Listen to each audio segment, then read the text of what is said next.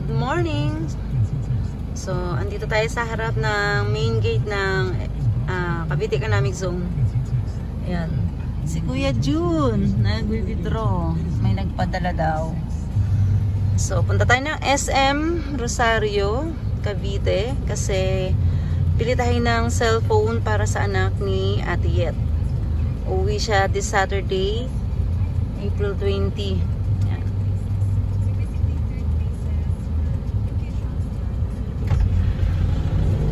Yeah, shout out kay Kuya June na driver for the day. Yeah.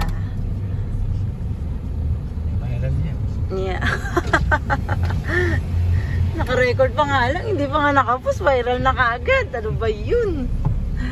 2.5 million views. Wow. Oh, sakto lang labas. Saan ka bibili, Kuya? Sige, go.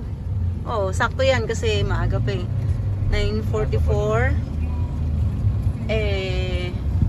Ang bukas ng SM ay 10. So, it's 9:45. Sakto lang yan, Kuya. Bibili muna ng salon pass para kay Sir.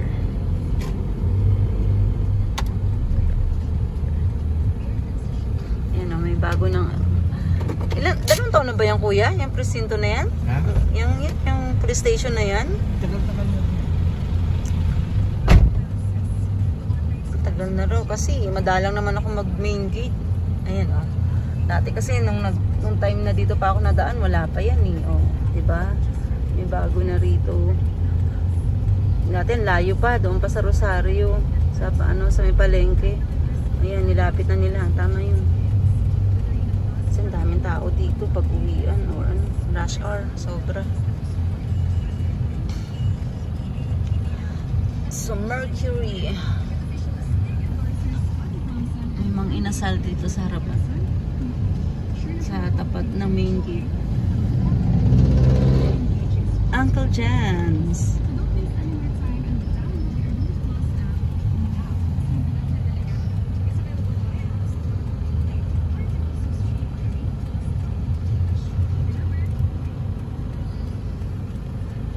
Oh, grabe init sa labas oh. Yung singaw ng magti 10 o'clock pa lang pero nangangagat na siya.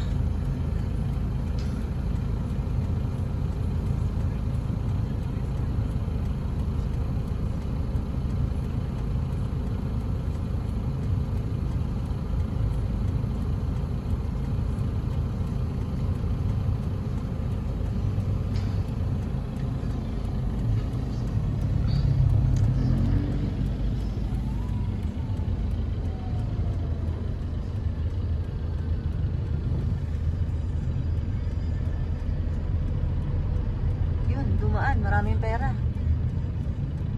Main gate ng Cavite Economic Zone.